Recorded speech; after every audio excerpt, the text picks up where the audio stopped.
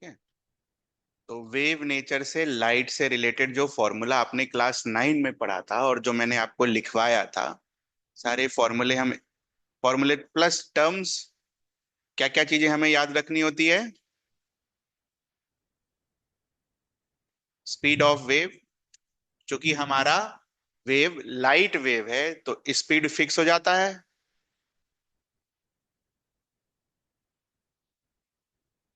And what is the speed of this light wave?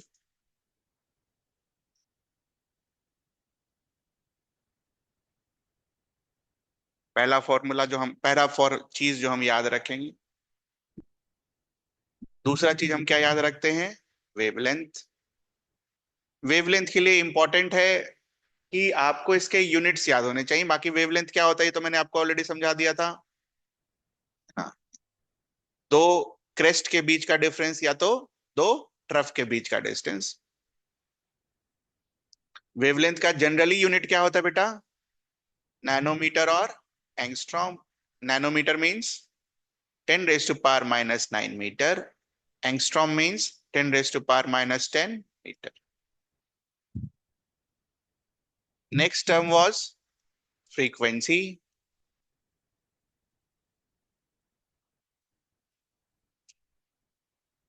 Frequency का unit क्या होता है? हर्ट्स, जिसको और क्या बोलते हैं हम? Second inverse. ठीक है बच्चा।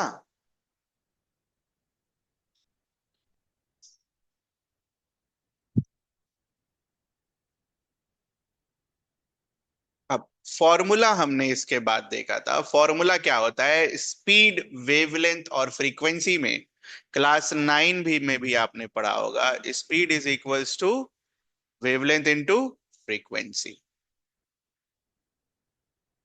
तो ये मेमोराइज करना था जो मैंने आपको लास्ट क्लास में बोला था मेमोराइज करने के लिए।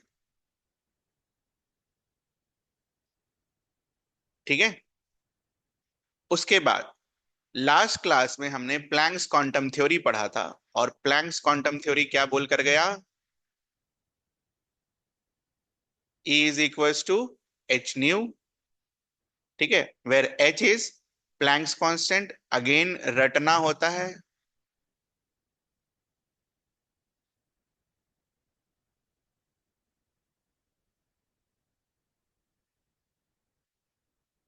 और न्यू क्या होता है?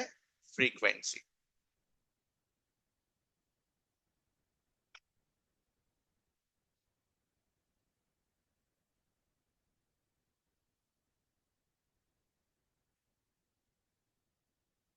फिर मैंने आपको लास्ट क्लास में स्पीड के लिए बोला कि स्पीड चूंकि हम लाइट का यूज करते हैं तो स्पीड का सिंबल क्या लिखते हैं? सी। ये कितना?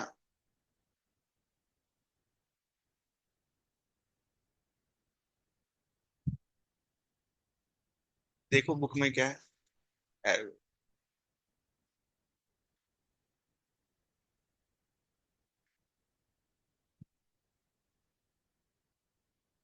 लाओ दे दो। ऐसा तो नहीं होना चाहिए।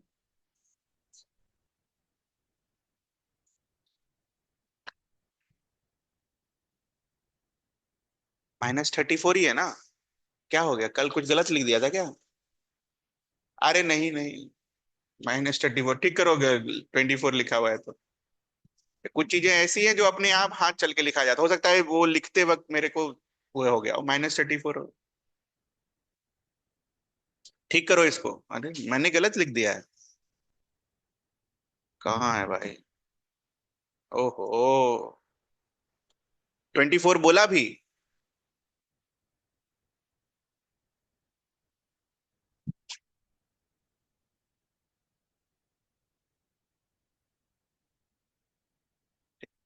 इसको ठीक करो।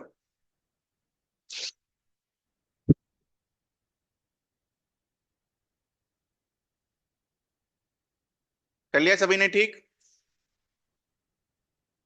प्लैंक्स क्वांटम थ्योरी के पास होगा। ये कैसे हो गया है?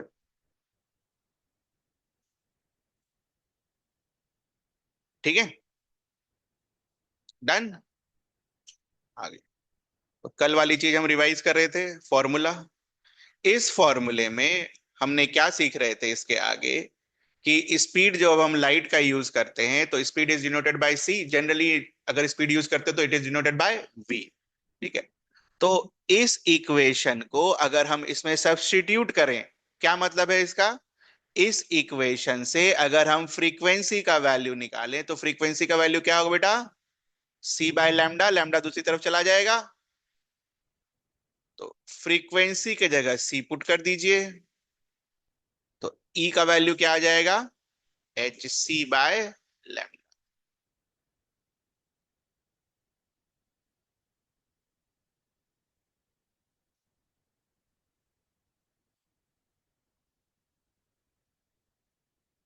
ठीक है बेटा।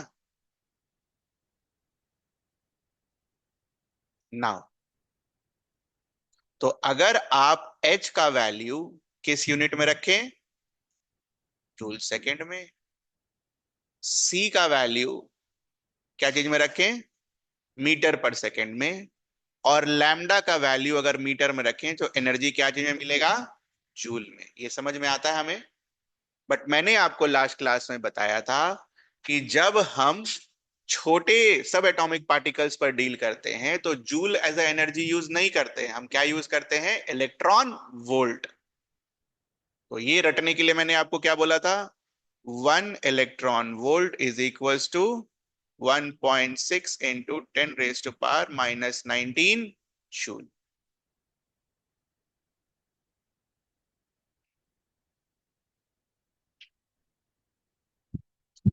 ये तो सही लिखाया था। ठीक।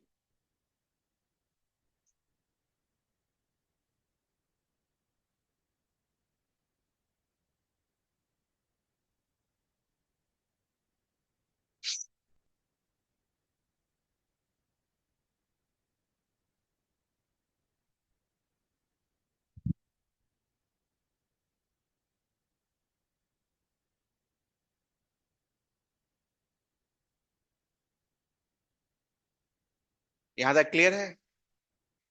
चलो एक वर्क करते हैं। जब आप एनर्जी इन जूल लिखोगे तो एच का वैल्यू क्या पुट करो, एच तो फिक्स्ड है बेटा, एच का वैल्यू क्या पुट करोगे, 6.6 ही रखते हैं अब, 10 raised to power -34। सी का वैल्यू क्या पुट करोगे बेटा, सी भी फिक्स्ड है, स्पीड ऑफ लाइट। तो पहले मुझे ये बताओ,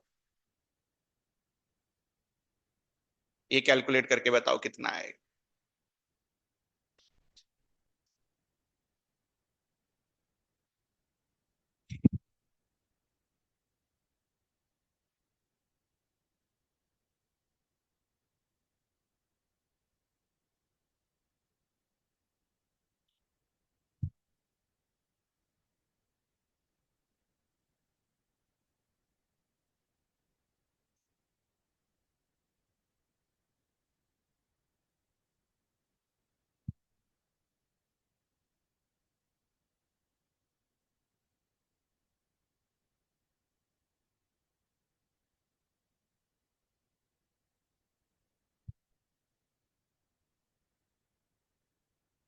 हुआ कुछ, तो लगभग अगर आप 6.6 को मैथ्स के हिसाब से सोचोगे तो ये क्या लिखा है, 20/3। 20/3 इंटू 3 क्या देगा आपको, 20। ये समझ में आता है इसको कैसे लिख दिया, 20/3, 20/3 करोगे तो 6.67 के अराउंड रहेगा। सो 20 × 10 raised to power -26 by lambda. देखो, क्या होता है ना कि आपको डायरेक्ट फॉर्मूला लिख के दे दिया जाता है। मैं चाह रहा हूं कि जब हम पहली बार कर रहे हैं तो मैं आपको बता के दिखाऊं कि वो फॉर्मूला आता कैसे है। यूज तो वही करेंगे जो अभी फाइनल आंसर आएगा, वो कभी आपको ये सब नहीं करने का जरूरत पड़ेगा। ठीक है। तो इन केस कभी कर गया किसी सवाल में, मान लो वैसा टफनेस हो ही गया 2 साल बाद पेपर, तो आपको आना चाहिए ना। एनर्जी इन इलेक्ट्रॉन वोल्ट कैसे निकालेंगे हम, ये जूल में है, जूल से इलेक्ट्रॉन वोल्ट में जाने के लिए इससे क्या करेंगे हम, डिवाइड कर देंगे। तो डिवाइड करिए एक बार और बताइए क्या आएगा।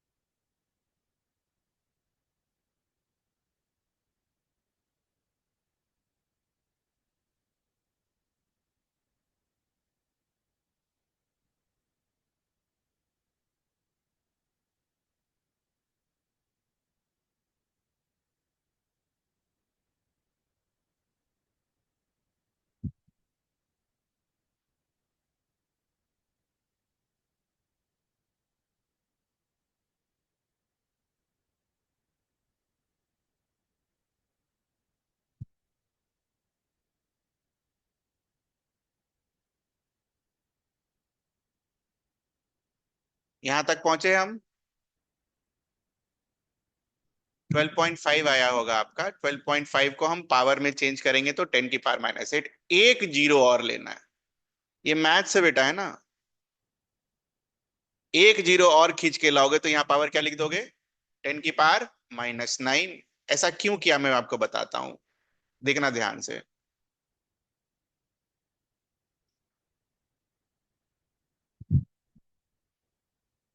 अब मान लो अगर तुमको लैम्डा दे रखा है 625 नैनोमीटर, ठीक है, जो कि अगला स्टेप -19 कैसे लिखा गया यार।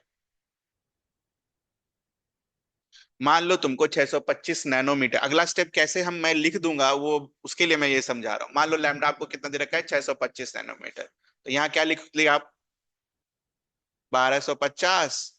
625 इंटू 10⁻⁹। तो अगर आप देख रहे हो ये दोनों आपस में कैंसिल आउट हो जाएगा, आंसर क्या आएगा? 2 इलेक्ट्रॉन वोल्ट। ये समझ में आता है ना? तो अब देखना क्या करेंगे हम। फॉर्मूले से 10⁻⁹ हटा देंगे और ये लिख देंगे कि 1250 divided by lambda, where lambda should be in nanometers. तो अब जब नैनोमीटर्स लिखोगे तो ये 10⁻⁹ नहीं लिखोगे। जो वैल्यू लैम्डा का दे रखा होगा बस वही। जैसे मान लो अब लैम्डा मान लो अगला दे रखा है 1250 नैनोमीटर, तो इसको 10⁻⁹ नहीं लिखेंगे, सीधे फॉर्मूला लगाएंगे 1250 डिवाइडेड बाय 1250। आंसर क्या आएगा? 1 इलेक्ट्रॉन वोल्ट। ये समझ में आता है आपको? तो फॉर्मूला यही है बेटा। Energy in electron volt is equals to 1250 by lambda. ठीक है, अब मेरी बात इसके बाद फिर ध्यान से सुनना। Where lambda should be in nanometers. अब 10⁻⁹ मत लिख देना, सिर्फ नंबर यूज होगा बेटा, सिर्फ नंबर। लैम्डा अगर से फॉर एग्जांपल 300 नैनोमीटर यूज किया गया है तो उसमें क्या यूज करोगे? बस और बस 300। अब 10⁻⁹ मत यूज कर देना, नहीं तो गलत हो जाएगा। सिर्फ नंबर उठा के यहां पर डाल देंगे। कल को मान लो अगर तुम्हारा लैम्डा नैनोमीटर की जगह आपको ऐसा दे दे, तो हम क्या करेंगे? इसको नैनोमीटर में कन्वर्ट कर लेंगे। ठीक है, और ये वैल्यू यहां पुट कर देंगे, आंसर आ जाएगा इलेक्ट्रॉन वोल्ट में, एक लाइन में। तो ये समझ में आता है आपको ना? तो बाकी नोट में लिखेंगे। Note to make calculation easier,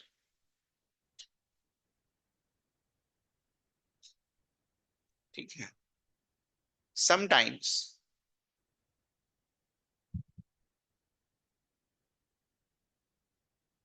energy in electron volt का फॉर्मूला 1240 बाय लैम्डा यूज किया जाता है, where lambda is in nanometer. अब हमें कैसे पता चलेगा कि 1240 यूज करना है 1250? ये भी तो एक कंफ्यूजन वाला बात है ना कि कौन सा यूज करेंगे। देखो कैसे यूज करेंगे। मान लो तुमको लैम्डा 625 नैनोमीटर यूज किया गया, तो 625 और 1250 एक दूसरे का क्या है? मल्टीपल। क्या यूज कर लोगे?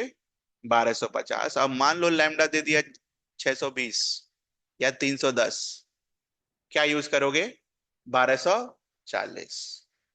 ठीक है, समझ आया ये चीज? ध्यान रहेगा ये चीज, तो ध्यान रखना। बहुत जगह ये भी देखने को मिलेगा, फिर लगेगा अरे यार गलत फॉर्मूला लिखा दिया। नहीं, गलत नहीं है वो। एक्चुअली प्लैंक्स कांस्टेंट का जो वैल्यू है ना 6.6 जो हम पढ़ते हैं, वो एक्सपेरिमेंट से जब करोगे तो उसके डेसिमल में फर्क आता है। तो उसके डेसिमल में फर्क आता है तो इसके डेसिमल में भी फर्क आ जाएगा। स्पीड ऑफ लाइट 3 नहीं होता है, कितना होता है? 2.99। तो अगर 3 की जगह 2.99 यूज करोगे तो 1240 जो मल्टीप्लाई करके आया उसमें फर्क पड़ जाएगा ना। तो इसीलिए कहीं पर 1240 लिखा होता है, कहीं पर 1250 लिखा होता है, कहीं पर 1244 भी लिखा होता है। ठीक है, 1244। तो उसको तुम अपने हिसाब से एडजस्ट कर लेना, बस ध्यान ये रखना कि 1240 के आसपास है, ये 99% ऑफ द टाइम यूज होगा। ठीक है, लिख लीजिए। अगर आपको नहीं समझ में आ रहा है क्या यूज करना है तो ये यूज करेंगे, क्योंकि जितने भी इंस्टीट्यूट हैं, जितने भी जेई वाला है, सब 1240 ही यूज करता है। ठीक है।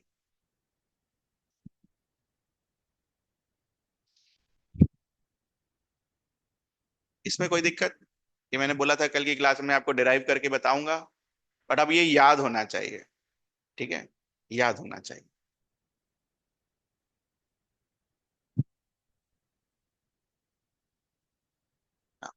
Next is power. अगला फॉर्मूला पावर का। तो नाइन्थ में पावर का फॉर्मूला क्या हुआ, यूज हुआ करता था बेटा? Energy by time. एनर्जी का फॉर्मूला जूल, टाइम का सेकंड, तो पावर क्या चीज में आता था? इसमें कोई दिक्कत नहीं, ये ऐसे ही यूज होता। वॉट। ठीक है, तो क्वेश्चन करेंगे हम।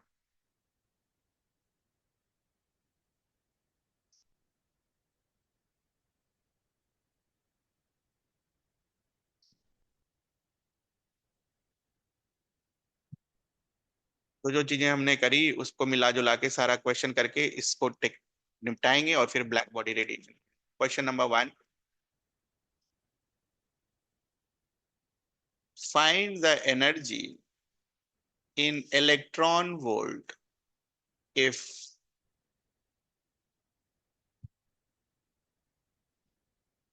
a photon of wavelength 310 nanometer is incident on a metal plate। Photon की एनर्जी निकालनी है, निकाल दीजिए।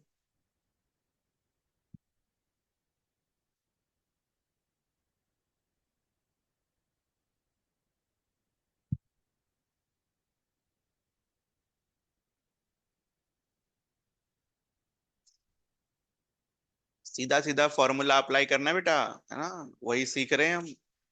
डन। तो energy in electron volt is equals to 310 है, 1240 डिवाइडेड बाय 310, कितना है बच्चा? 3 इलेक्ट्रॉन, सॉरी 4 इलेक्ट्रॉन।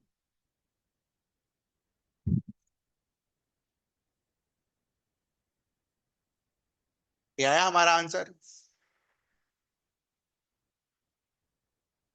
तो ये आपने निकाला, find the energy in electron volt. Question 2, same सवाल, find the energy in joule.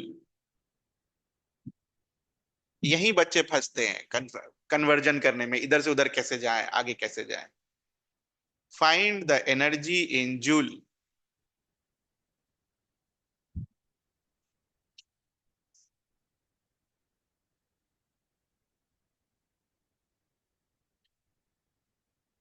अरे ये तो हो जाना चाहिए, ये तो सिंपल वाला है।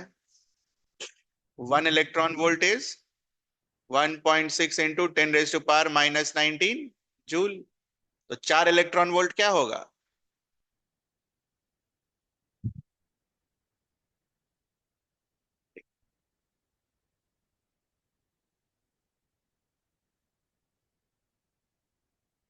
ठीक है। Question 3, find the frequency of photon.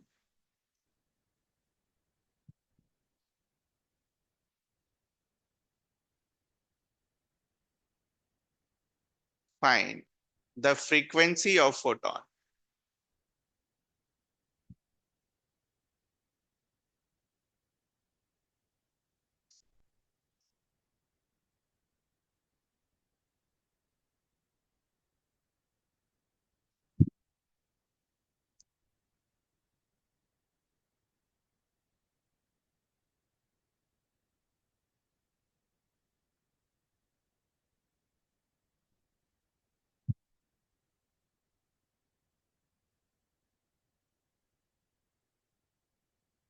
तो फोटोन किसको बुलाते थे बेटा हम? Packet of light energy. तो लाइट एनर्जी है तो इसका स्पीड फिक्स हो गया, वेवलेंथ दे रखा है, फ्रीक्वेंसी पूछा है। ये आया आपका इक्वेशन। इक्वेशन खाली मैच करिए। कौन सा फॉर्मूला लगाया हमने? C is equals to lambda into frequency. Speed of light is equals to lambda into frequency. 9 में भी करते थे हम। एक ब्लंडर वाला काम जो आप लोग भी करेंगे और मोस्ट प्रोबेबली एग्जामिनेशन हॉल में करेंगे, प्लीज मत करना। आंख बंद करके अगर आप देखोगे ना, 1240 by lambda energy in electron volt, ये फॉर्मूला किसके लिए निकाले हो? 1240 बाय लैम्डा जो फॉर्मूला निकाले हो, ये किसके लिए निकाले हो? हाँ, हाँ, लेकिन किस पार्टिकल के लिए निकाले हो? यही फंसाएगा आपको। 1240 बाय लैम्डा जो हमने फॉर्मूला निकाला, ये किस पार्टिकल के लिए निकाला? देखो ऊपर पर ध्यान से। आओ ऊपर आओ। 1240 बाय लैम्डा जो हमने निकाला यहां पर, ठीक है, वहां पर हमने एक, देखो एच तो सबके लिए सेम होगा, बट हमने स्पीड क्या रखी है? 3 × 10⁸। तो बेसिकली वैसे पार्टिकल्स के लिए निकाला जिसकी स्पीड क्या होगी? लाइट के स्पीड के बराबर। किसके बराबर? लाइट के स्पीड के बराबर।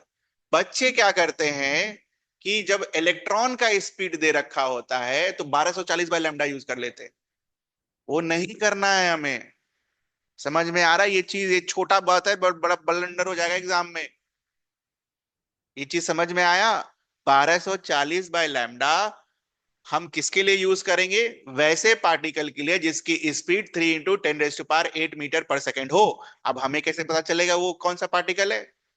तो या तो वर्ड फोटोन लिखा होगा, फोटोन का मतलब लाइट, और लाइट की स्पीड क्या होगी? 3 × 10⁸।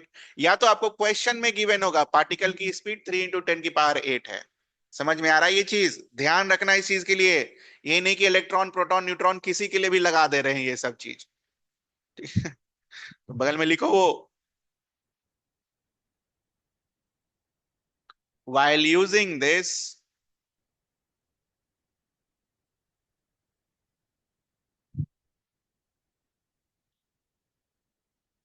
मैंने लगाया इलेक्ट्रॉन के लिए, ठीक है, इसलिए बता रहा हूं। 4 नंबर चला गया था यार बंसल के टेस्ट में। while using this formula, just check whether the given particle has speed of light or not।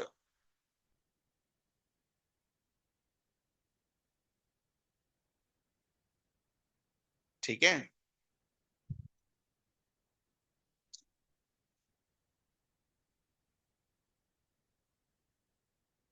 Photon दे दिया तो स्पीड ऑफ लाइट है। इलेक्ट्रॉन अगर वर्ड हुआ तो थोड़ा ध्यान रखना, इलेक्ट्रॉन की स्पीड उतनी नहीं होती है, लेकिन हाइपोथेटिकल क्वेश्चन में कभी कभी बना देते हैं कि electron is travelling with the speed of light.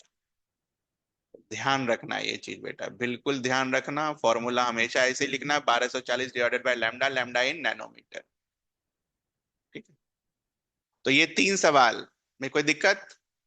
आगे।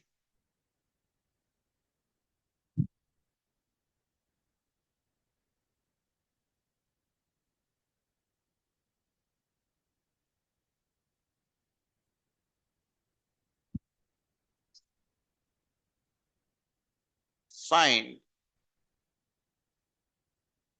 The ratio of frequencies of light A whose wavelength is given by 4.1 into 10 raised to power minus 5 centimeter, and light B whose wavelength is given by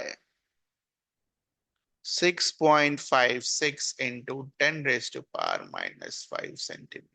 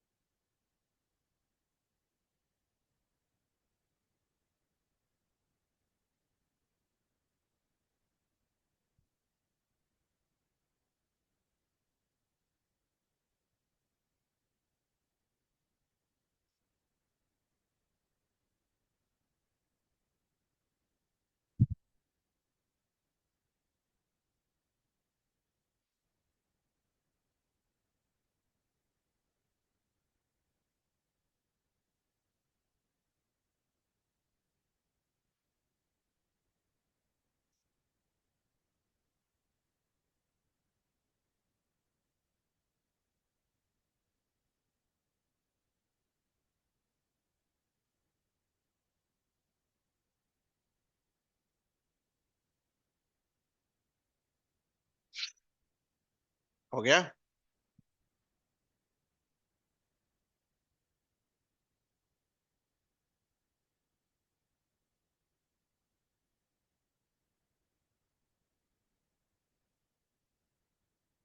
find the ratio frequencies of light ए।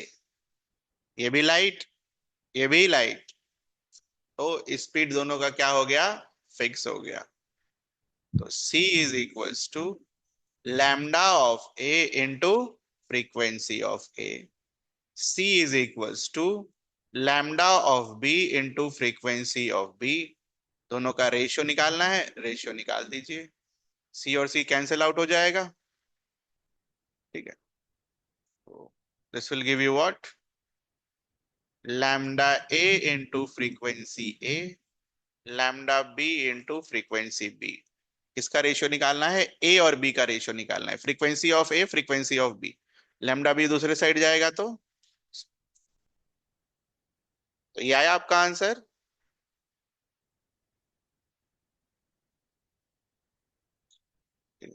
तो 6.56 into 10 raised to power -5 unit same है तो कोई दिक्कत नहीं है, divided by 4.1 into 10 raised to power -5। यह है बच्चा।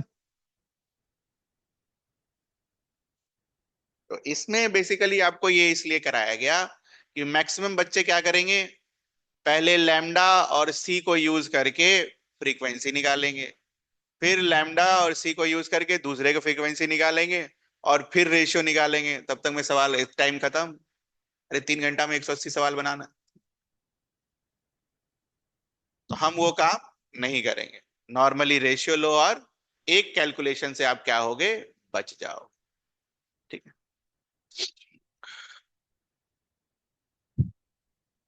अगला क्वेश्चन लिखिए।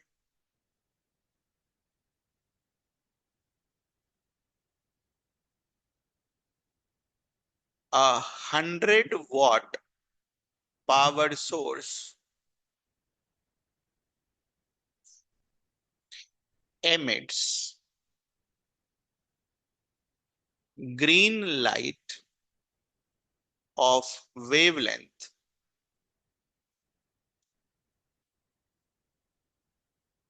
5000 angstrom. How many photons per minute are emitted by source? करिए।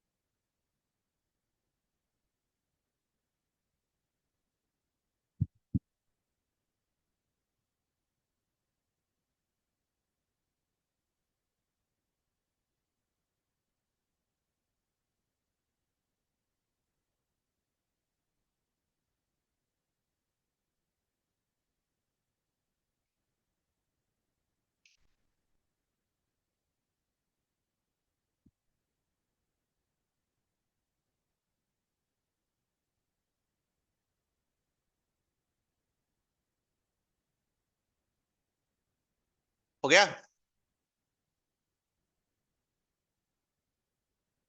तो what is the time? 1 minute.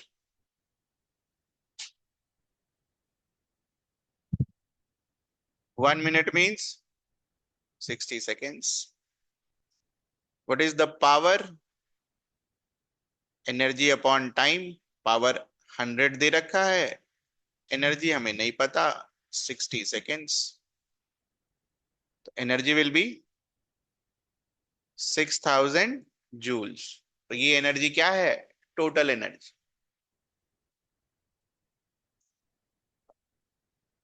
What is the energy of one photon?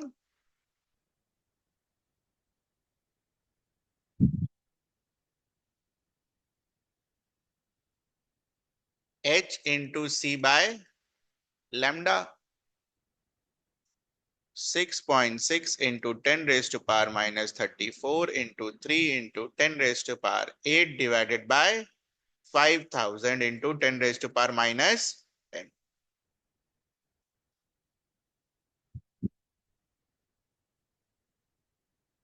ये एनर्जी जो आप लिखोगे, कितने फोटोन का एनर्जी होगा?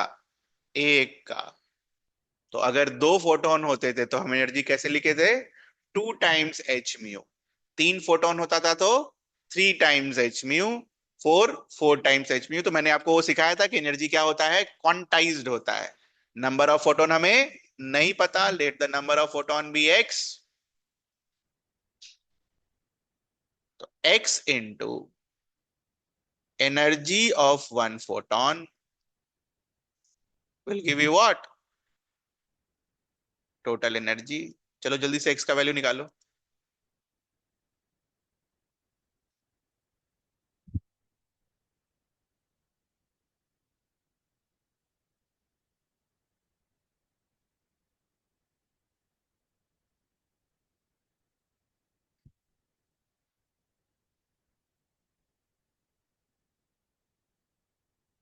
इसको कैलकुलेट करने में बैठ जाना है ना, इसको एज इट इज यहां पुट करो।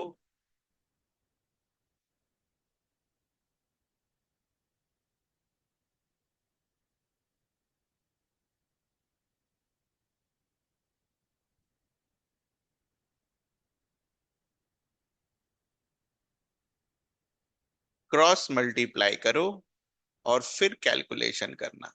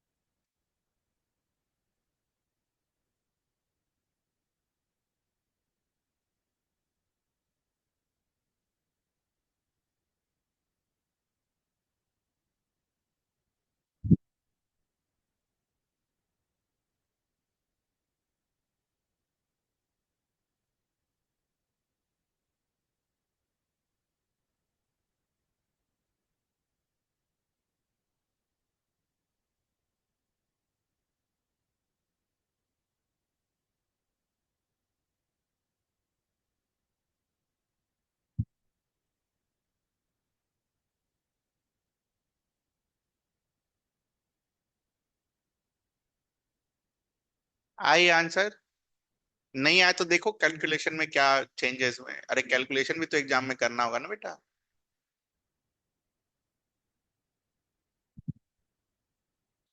ठीक है, वो ऐसा लाइन जो मैंने अलग लिख दिया हो वो देख लो। ये सही सही आया आपका? 5,000 ले जाओगे तो 5,000 ऊपर, 10 की पावर -10 ले जाओगे तो 10 की पावर -10 ऊपर, 6.6 नीचे, 10 की पावर -34 नीचे, 3 नीचे और 8 नीचे। अच्छा यहाँ देखो, -34 +8 क्या देगा? -26। -26 ऊपर जाएगा तो +26, +26 -10 क्या देगा?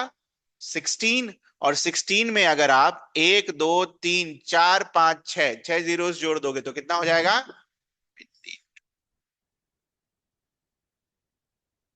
ठीक है, चलिए अगला जो टॉपिक होगा उसका नाम लिखिए,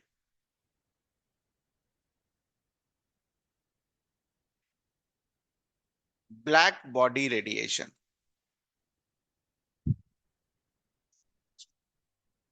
और इसके साइड में बस खाली नोट करके लिखिएगा, wave nature of light was unable to explain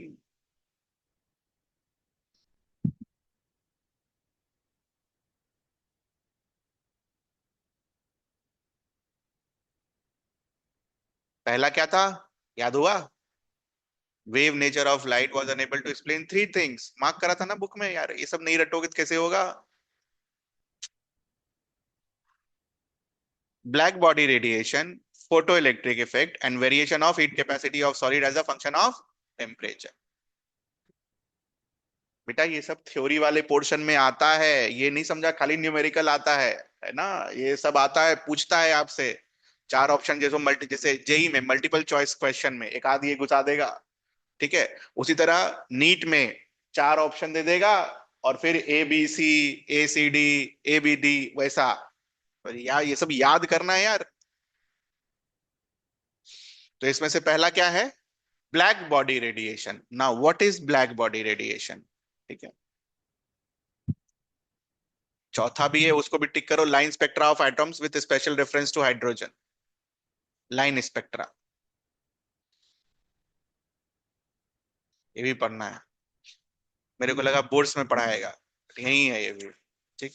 कोई बात नहीं, चारों पढ़ेंगे अब एक एक करके।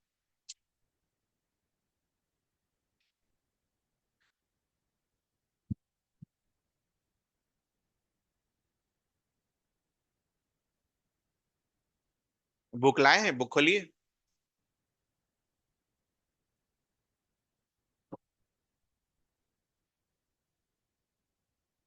थ्योरी वाले क्वेश्चंस, एकदम सड़े हुए सवाल इस तरीके के जो कि नीट में आते हैं। First concrete explanation of for the phenomenon of black body radiation was given by Max Planck.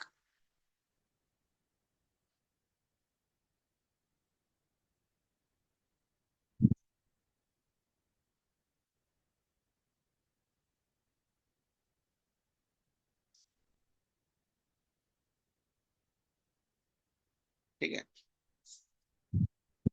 और एक सेंटेंस अपने नोट में लिख लीजिए, hot object emits electromagnetic radiations over a wide range of wavelengths.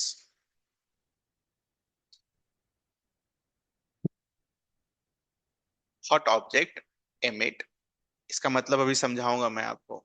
Hot objects emit, ये as a fact है ना, ये फैक्ट है। Hot object emits electromagnetic radiation over a wide range of wavelengths.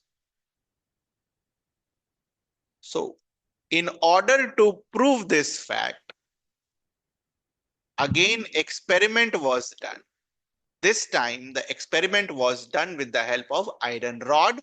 Iron rod को उन्होंने heat किया और कुछ ऑब्जर्वेशंस नोट करे। हम भी आयरन रॉड को हीट करेंगे, हीट करिए।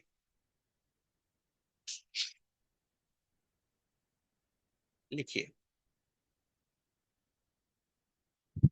Iron rod heated in a furnace, इसका जो कलर है वो चेंज होकर क्या हो जाता है, डल रेड। ये सब फैक्ट है, ये याद करना होगा।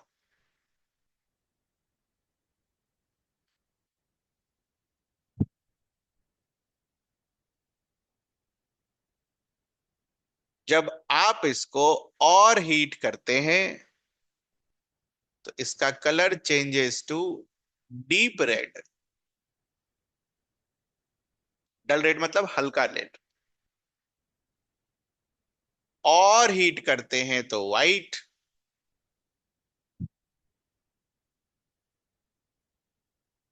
और और हीट करते हैं तो ब्लू।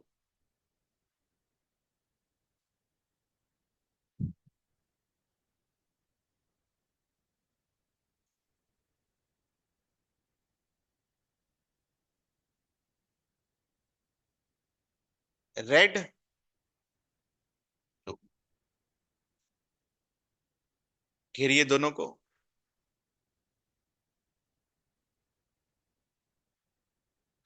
तो रेड और ब्लू का अगर टेम्परेचर कंपेयर किया जाए तो रेड का टेम्परेचर कम है, ब्लू का टेम्परेचर ज्यादा है, क्योंकि हीट करने के बाद आ रहा है ना। जितना हीट करोगे उतना ज्यादा टेम्परेचर बढ़ेगा। तो ब्लू के नीचे लिखो मोर टेम्परेचर,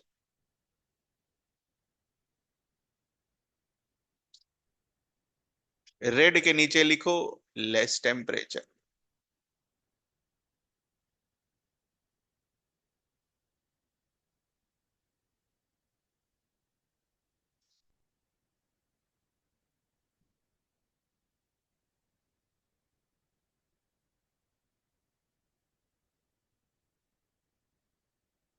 डन। अब इलेक्ट्रोमैग्नेटिक स्पेक्ट्रम में हमने विजिबल रीजन पढ़ा। Visible region is given by VIBGYOR. और उसी विजिबल रीजन में मैंने आपको एक और चीज रटने के लिए बोला था। क्या बोला था?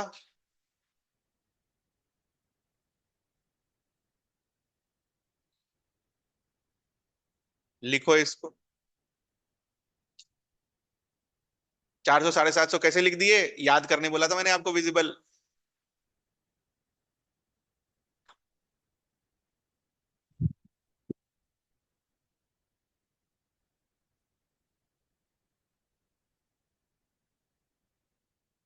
ठीक है ना? इन दोनों का अगर वेवलेंथ कंपेयर किया जाए, ठीक है, तो यहां पर हम क्या लिख सकते हैं? मोर लैम्डा। यहां पर क्या लिख सकते हैं? Less lambda. लिखो। अरे ब्लू जो है वो इधर होगा ना, तो ब्लू वॉलेट के नजदीक है। और ब्लू अगर वॉलेट के नजदीक है तो रेड से तो कम ही होगा ना बेटा, तो लेस लैम्डा। ये समझ में आया लेस लैम्डा कैसे लिख दिया?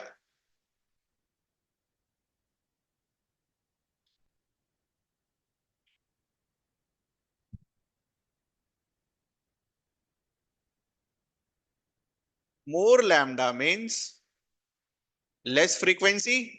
दोनों एक दूसरे के इनवर्स होते हैं। C is equal to lambda into frequency. C तो कांस्टेंट है, तो ये कैसा फंक्शन होता था क्लास 8 में? Inverse function.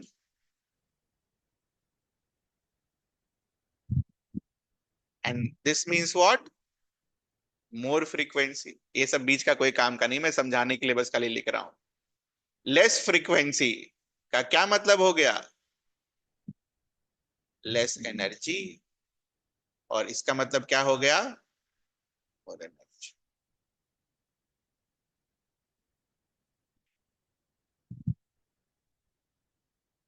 तो ब्लैक बॉडी रेडिएशंस, खासकर आयरन वाले एक्सपेरिमेंट से ये डिड्यूस किया गया कि हाइयर टेम्परेचर पर हाइयर फ्रीक्वेंसीज आती हैं और लोअर टेम्परेचर पर लोअर फ्रीक्वेंसीज आती हैं। तो ऑब्जर्वेशन नोट करो, या रिजल्ट बोल सकते हो, ऑब्जर्वेशन तो ऊपर लिखा हुआ है। रिजल्ट।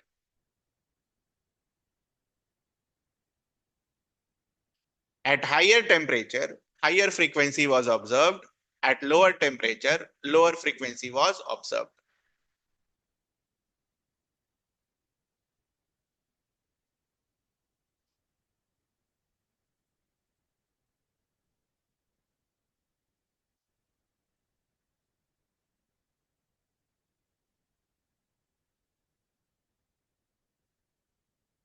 काम की बात।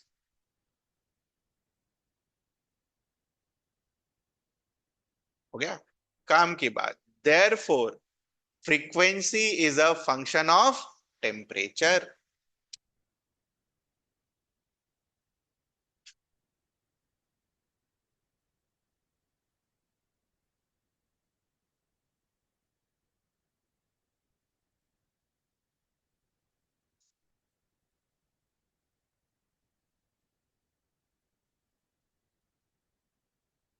और अगर आप ध्यान से देखेंगे, ऑब्जेक्ट हमारा हीटेड है ना?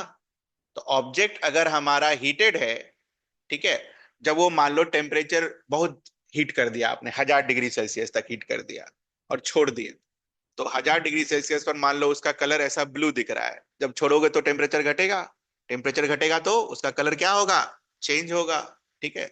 और कलर चेंज होगा तो कलर चेंज को क्या से एसोसिएट कर सकते हो? वेवलेंथ से, इलेक्ट्रोमैग्नेटिक रेडिएशन से। यही लाइन आपने लिखी।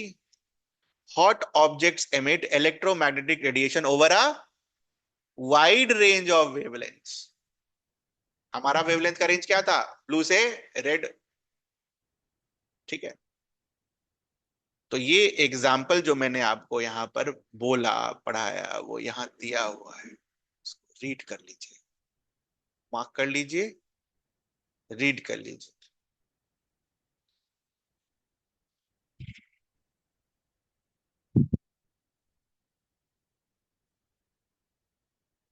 और जो conclusion, intensities of radiations of different wavelength, different wavelength मतलब आप डिफरेंट फ्रीक्वेंसी भी बोल सकते हो, emitted by a hot body depends upon its what? Temperature.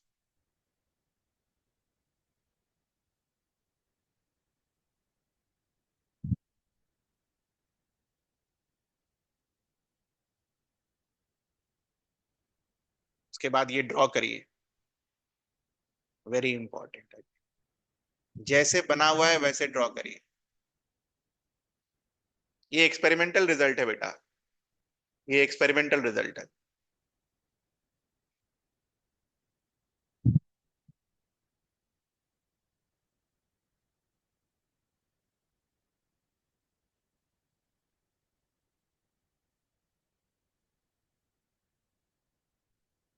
Experiment result अभी एक्सप्लेन करेंगे आपको, ड्रॉ करिए।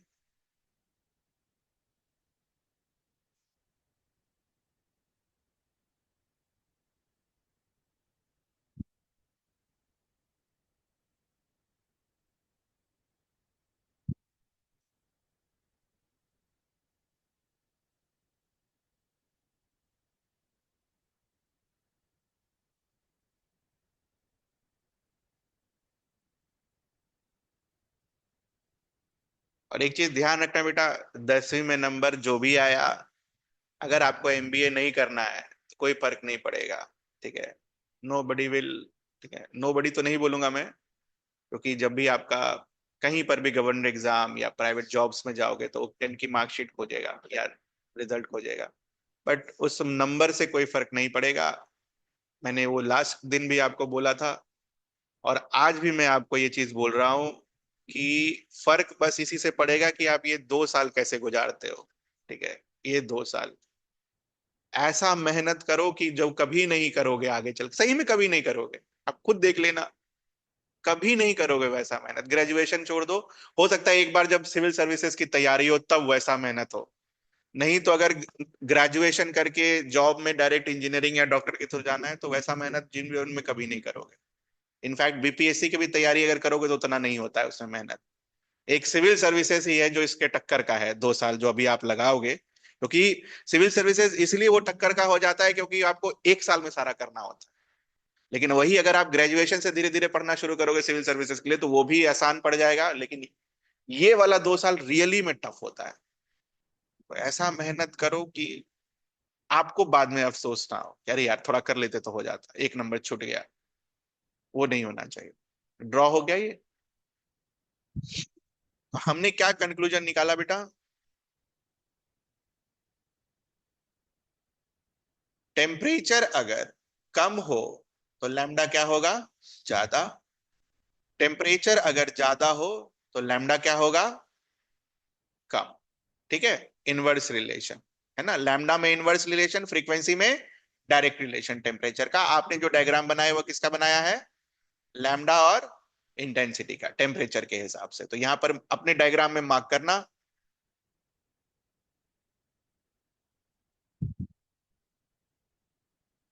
ये एक्सपेरिमेंटल रिजल्ट है, ये वाला।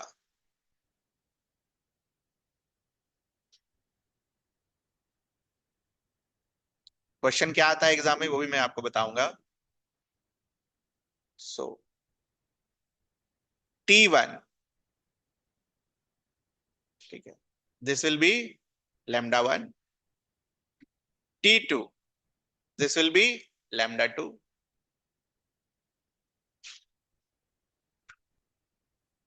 ठीक है, नाउ λ1 इज मोर देन λ2। दिख रहा है सभी को? वेवलेंथ जो है 1 इज मोर देन 2, सभी को दिख रहा है ये? तो अपने एक्सपेरिमेंटल ऑब्जर्वेशन से हम क्या बोल सकते हैं? T1 will be less than T2, क्योंकि दोनों में कैसा रिलेशन चलता है? इनवर्स।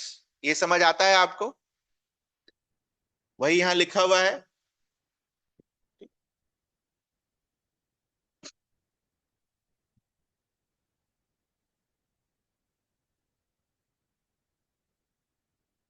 क्वेश्चन क्या आता है?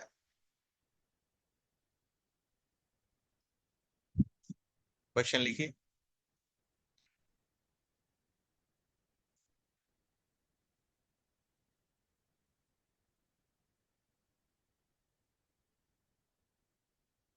दे देगा क्वेश्चन में लिखा हुआ कि ये जो डायग्राम है, मतलब आयरन के लिए आपने बनाया है, और diagram is like this.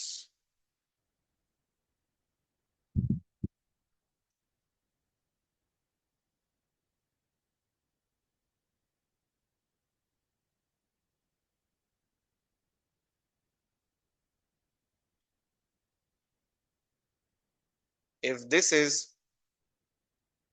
T1, if this is T2, and this is drawn for 3 feet, then find, yeah, establish।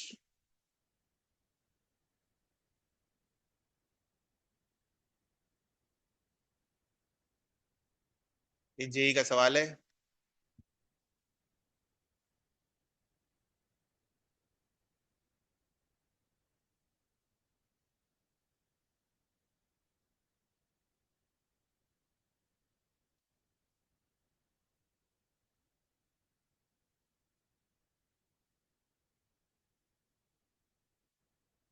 Done.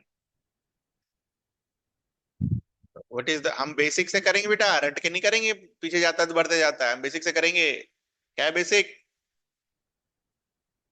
Actually ये चीज ना फिजिक्स में भी है, विन्स डिस्प्लेसमेंट लॉ, इसलिए मैं चाहता हूं कि आप बेसिक से करें।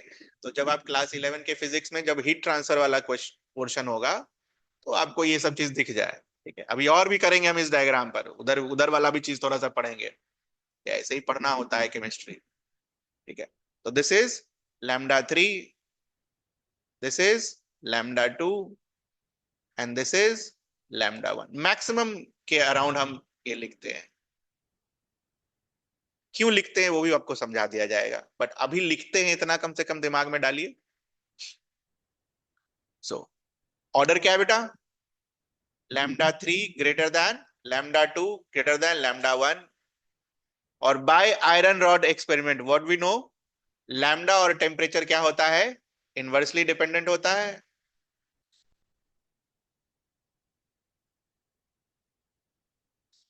ये आया आंसर अपना सभी का? कुछ पूछना है? अच्छा, इसी को मान लो अगर ऐसे दे देता कि T1 है 500 केल्विन, T3 है से for example 200 kelvin, find the range of T2। निकाल लें। T2 कहां होगा? T3 और T1 के बीच में। सवाल पूछने का तरीका देखो कैसा कैसा है, ऐसा। ठीक है। हाँ। एक चीज इस ग्राफ के लिए आपको ये ऑब्जर्व करनी है कि अगर आप सारे पीक्स को मार्क करो, तो आपने जो डायग्राम बनाया है यही वाला, इसी में मार्क कर लेना। ये भी सवाल आया हुआ है। ये पीक्स जो है, ये आगे की तरफ शिफ्ट हो रहा है या पीछे की तरफ? पीछे की तरफ देख लो। जैसे जैसे लैम्डा घटाओगे, ठीक है, या उल्टा भी बोल सकते हो। ठीक है, ये ऑब्जर्व करने वाली बात है बेटा। जैसे जैसे लैम्डा घटाओगे, अगर मान लो T3 से T1 की तरफ जा रहे हैं, तो पिक्स किधर शिफ्ट हो रहा है? लेफ्टवर्ड। और T1 से T3 की तरफ आ रहे हैं तो पिक किधर शिफ्ट हो रहा है? राइटवर्ड।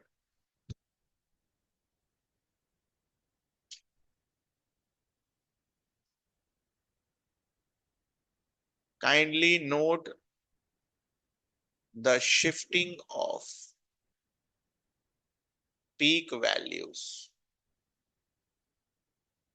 ऐसे करके मार्क बना लेना पेंसिल से।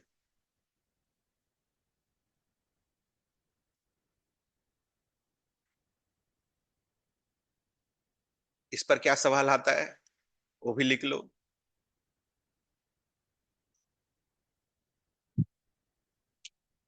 क्वेश्चन रहेगा which of the following graph is correct, which of the following graph is correct. एक आपको इसमें ऐसा दे देगा। देखो मैं खुद से यहां पर आपको बना के दे रहा हूं, क्योंकि आइडिया है कि किस तरीके का सवाल फंसता है बच्चा लोग का। एक ग्राफ दे देगा ऐसा। ये सही होगा?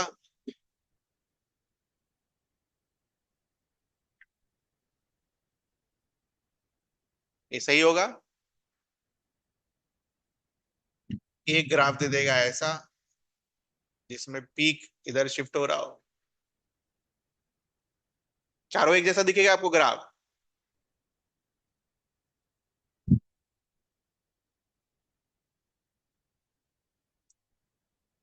ये गलत हो जाएगा। क्यों गलत होगा? क्योंकि पीक इसमें किधर शिफ्ट हो रहा है, राइट साइड।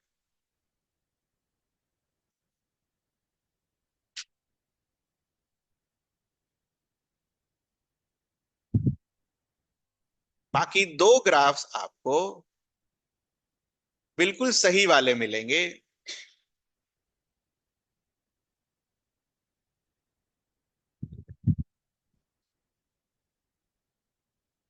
बट इसमें क्या गड़बड़ करके देगा वो,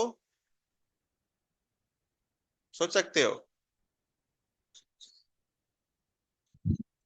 नहीं नहीं, टेम्परेचर गलत लिख के देगा। ठीक है, टेम्परेचर का ऑर्डर जो है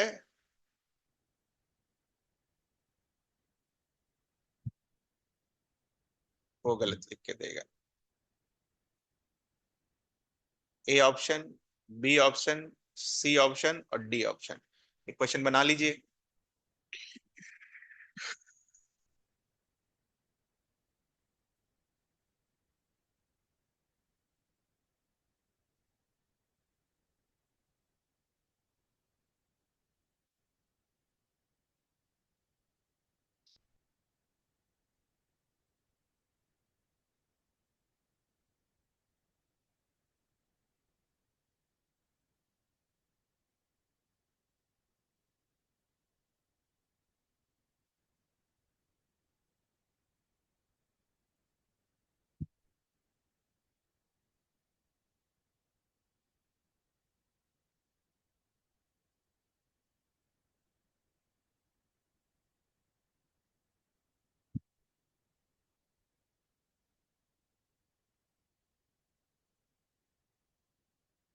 स्कूल में ये सब नहीं पूछेगा कोई भी, है ना?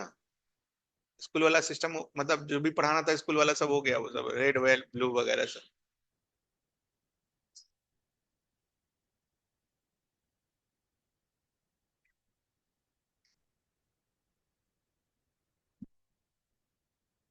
ठीक है, क्या होगा आंसर? सी। आई आंसर, यही है इसमें, और क्या। तो बेसिकली इस ग्राफ्स के लर्निंग से, क्वेश्चन से हम क्या सीखे कि ग्राफ जब आपको दे रखा होगा तो दो चीज देखना है, पीक देखना है और टेम्परेचर का ऑर्डर देखना है, बस।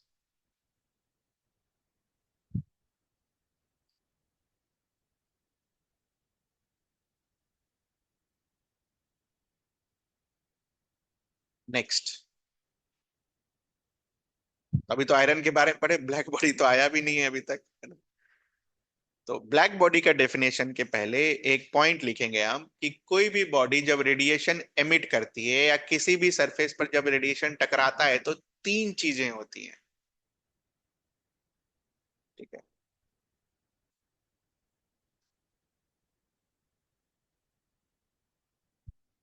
कोई भी सरफेस पर जब रेडिएशन टकराता है तो तीन चीजें होती हैं। पहली चीज, some radiation is reflected back in the same medium.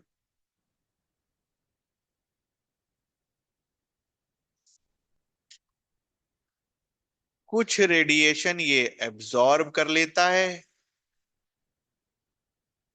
some radiation is absorbed and some radiation is transmitted।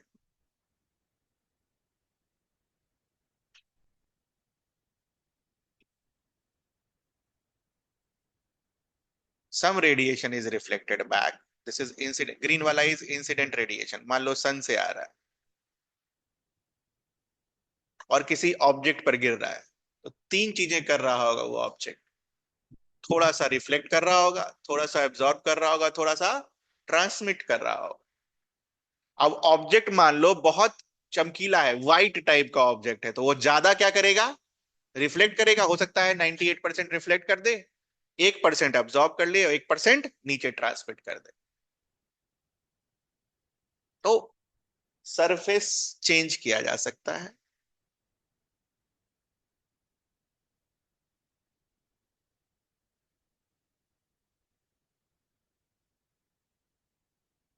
और सरफेस चेंज करके वो रिफ्लेक्ट बढ़ाया जा सकता है, या एब्जॉर्ब बढ़ाया जा सकता है, या फिर ट्रांसमिट बढ़ाया जा सकता है।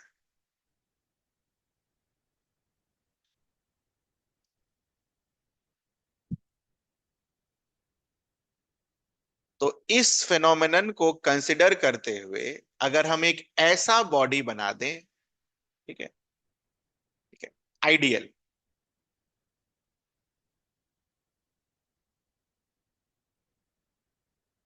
which emits and absorbs radiations of which frequencies?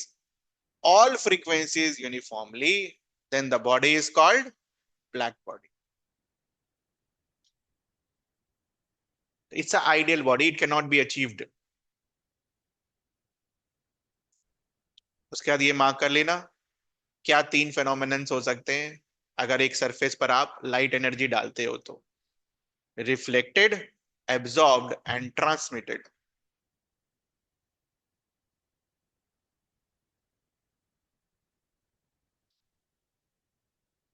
बहुत अच्छा किताब है बेटा केमिस्ट्री का, 11 12, जेई के लिए भी और नीट के लिए भी, इससे बढ़िया कुछ नहीं है। फिजिक्स का उतना अच्छा नहीं है, बट केमिस्ट्री के लिए एकदम बेस्ट है। लाइन बाय लाइन पढ़ो, सब चीज का एग्जांपल समझ में रखो, यही सवाल सब आता है, कुछ बाहर से नहीं है। न्यूमेरिकल थोड़ा अलग होगा, बाकी कुछ नहीं। ठीक है, तो बॉडी अपना क्या हो गया? Black body. तो black body is basically what? Emits और absorb frequency of all radiation. ये नहीं कि बस खाली एक ही रेडिएशन एब्जॉर्ब करेगा। ठीक है ना? एब्जॉर्ब करने के बाद जब ये बॉडी रेडिएट करेगा एमिशंस को, तो उस रेडिएशन को क्या बुलाओगे? Black body radiation. ठीक है, ये भी मार्क कर लो। Radiations emitted by such body is called black body radiation.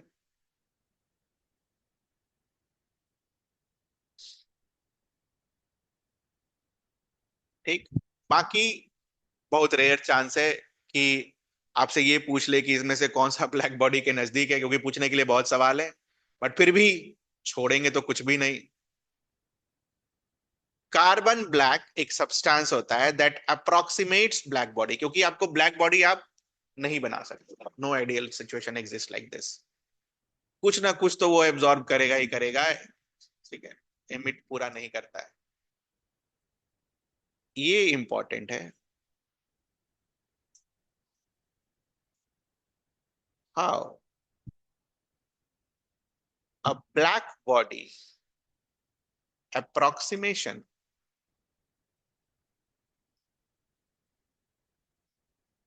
can be experimentally made। मान लो घर में एक्सपेरिमेंट करना है ब्लैक बॉडी का, तो वो कैसे कर सकते हैं? तो क्या बोलता है कि एक स्फीयर लीजिए और उसमें इतना टाइनी सा होल करिए। ठीक है, टाइनी सा, बहुत छोटा। What will happen due to that? कि जब आप इस पर लाइट एनर्जी डालोगे उस टाइनी होल से, तो मैक्सिमम प्रोबेबिलिटी क्या होगी कि वो सारी की सारी कहां रह जाएगी? अंदर में। बाहर निकलने का गुंजाइश क्या है? यहां जो पहुंचेगा वही बाहर निकलेगा, बाकी सरतवर से क्या है वो बंद।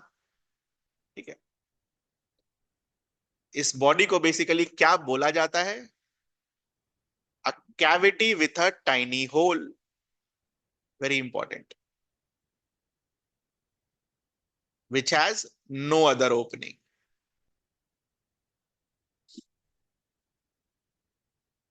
क्योंकि आप इस सिस्टम से एनर्जी को एस्केप करने नहीं दे रहे हो, जो भी एनर्जी है सब अंदर।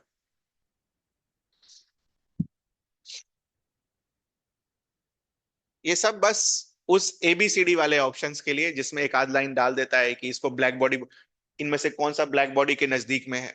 तो दो तो आपने पढ़ लिए, एक कार्बन ब्लैक और दूसरा cavity with a tiny hole. तीसरा ऑप्शन में ये डालेगा कि ऐसा कोई बॉडी एग्जिस्ट करता है, नहीं करता, ideal body does not exist. But बहुत रेयर चांस है जो मैंने अभी आपको बताया, ठीक है, but this can be this one, carbon black वगैरह सब। ब्लैक बॉडी की प्रॉपर्टीज लिखिए, प्रॉपर्टीज ऑफ ब्लैक बॉडी।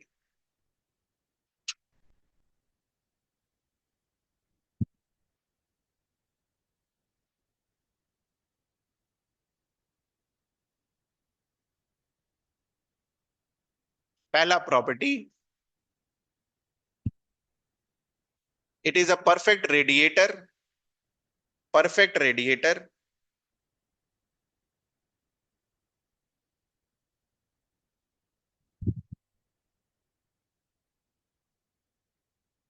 दूसरा property,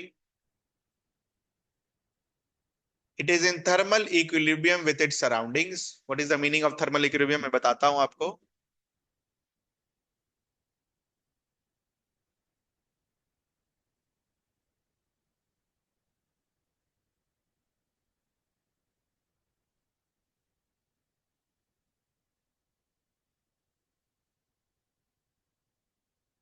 it is in thermal equilibrium with its surroundings.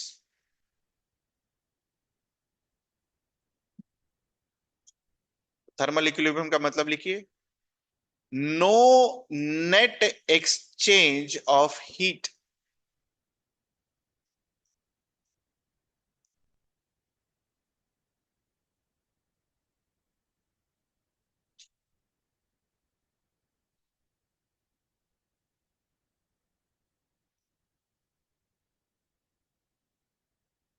तो जितना हीट ये एमिट कर रहा होगा उतना हीट ये एब्जॉर्ब कर रहा होगा।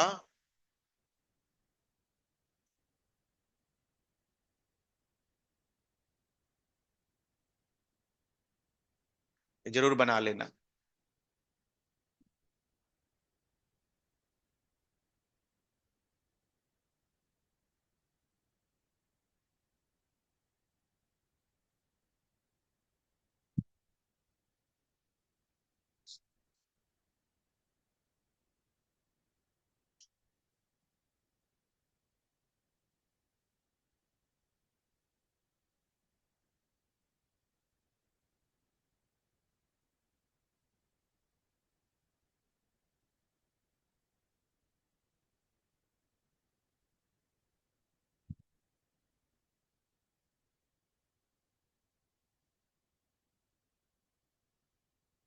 इसका भी रीजन होता है, बट वो अब थोड़ा इंजीनियरिंग के लिए छोड़ दो। अगली प्रॉपर्टी, ठीक है, ये amount of light emitted from a black body depends only on its temperature and it's spectral distribution. Spectral distribution पढ़ेंगे हम बाद में, थर्ड में।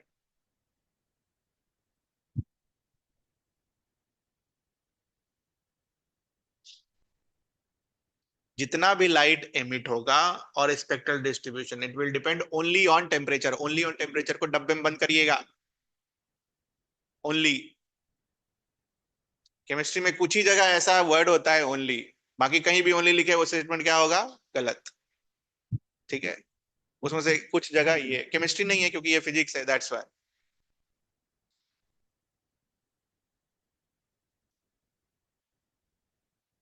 नेक्स्ट जो इंपॉर्टेंट लाइन है वो ये रहा, intensity of radiation emitted increases with increase of wavelength, reaches a maximum value at a given wavelength and then start decreasing with further increase of wavelength।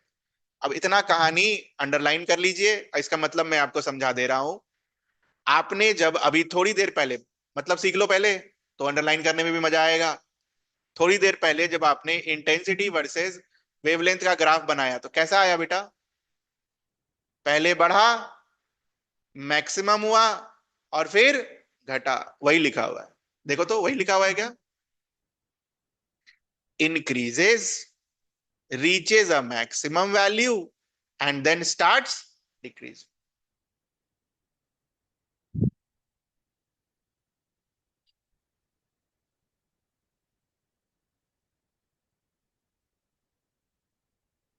और ये वाला तो मैंने आपको बताया, maxima of the curve shift to which wavelength, short wavelength. पीछे वाला wavelength क्या होता है, शॉर्ट, आगे वाला वेवलेंथ क्या होता है, लॉन्ग।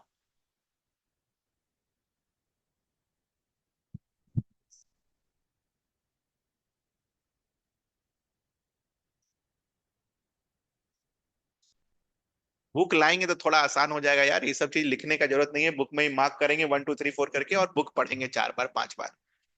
ठीक है, बुक लेकर आया करिए।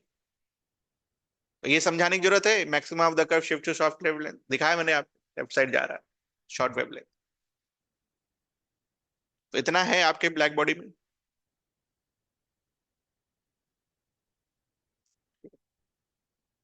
इसके बाद, इसके बाद की कहानी मैंने आपको पढ़ा रखी है।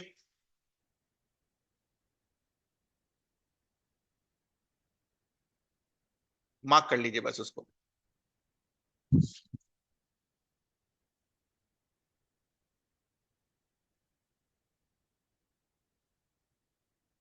तो हमने क्या सीखा था कि कोई भी पार्टिकल जो होता है वो एनर्जी को एमिट या फिर एनर्जी एब्जॉर्ब कैसे करता है, in form of what, continuous होता है या पैकेट्स होते हैं, पैकेट्स। और उस पैकेट्स को क्या बुलाते हैं आप, क्वांटम। और क्वांटम को ही जब आप, पैकेट्स जब लाइट एनर्जी की होती है तो उस क्वांटम को क्या बुलाते हैं आप, फोटॉन। लिखवाया मैंने आपको, वही यहां लिखी हुई है, रीड कर लीजिएगा। उसके बाद प्लैंक्स क्या बोल कर गए, E is proportional to mu. और जब इसको आप चेंज करोगे फ्रीक्वेंसी में तो E is equal to H nu, Planck's constant का वैल्यू। ठीक है, उसके बाद मैंने आपको ये भी समझाया कि ये जो E is equal to H nu, ये कैसा फंक्शन आएगा, इट विल बी क्वांटाइज्ड। या तो 1 h म्यू होगा या 2 होगा, 3 होगा, 4 होगा, मतलब एक नेचुरल नंबर के टर्म्स में होगा। 1.5 म्यू किसी टाइप का नहीं होगा। That means what, quantization.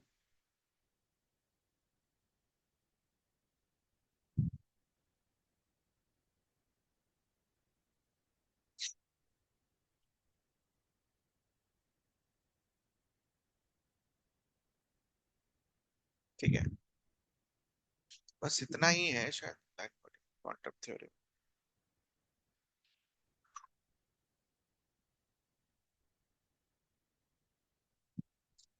Photo electric field फिर अगली क्लास में करेंगे। तो यहां तक आपको कुछ पूछना है, बस फोटो इलेक्ट्रिक इफेक्ट का डेफिनेशन लिख लीजिए, अगली क्लास में करेंगे क्योंकि फिर एक नया ही थ्योरी है, 2 क्लास लगेगा इसमें शायद।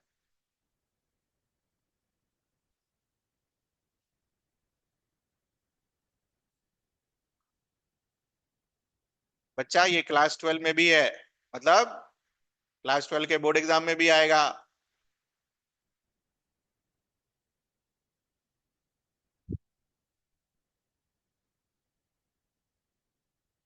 और क्लास 12 में ये कौन से पोर्शन में है, सेम जो पढ़ेंगे, सेम, कुछ अलग नहीं। कितने मार्क्स का सवाल आता है बोर्ड में, 8 नंबर।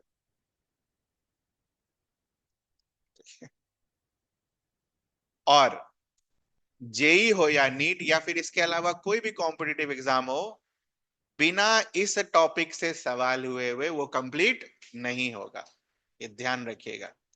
तो वेरी इंपॉर्टेंट।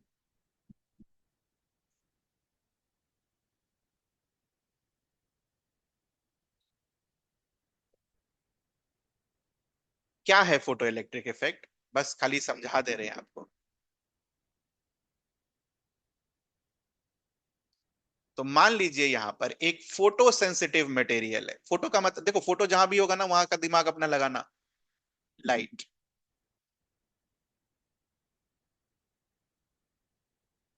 तो एक फोटो सेंसिटिव मटेरियल है, फोटो सेंसिटिव मटेरियल मतलब जो लाइट को रेस्पॉन्स करता हो, ठीक है, लाइट की तरफ जिसका रेस्पॉन्स होता हो। तो जब लाइट इस पर आकर टकराती है तो ये कुछ इलेक्ट्रॉन्स एमिट करता है।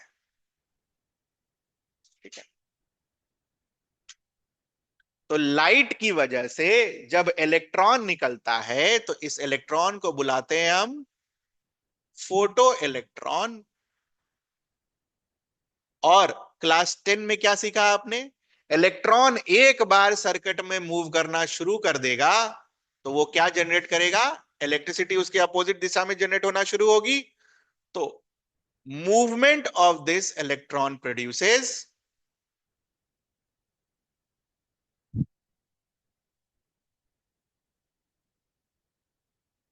इतना आसानी से मैंने यहां लिख दिया है ना, उतना आसान है नहीं ये टॉपिक। अच्छा, ये करंट किसकी वजह से आया बेटा? लाइट की वजह से। लाइट का नाम, करंट का नाम क्या लिखोगे? Photo current.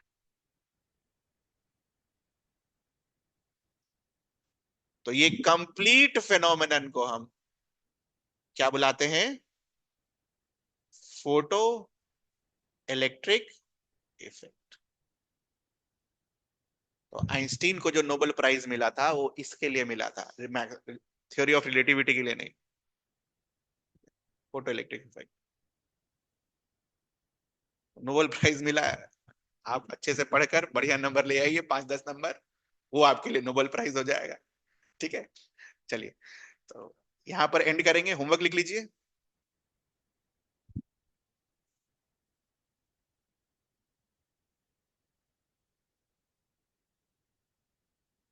Class note revise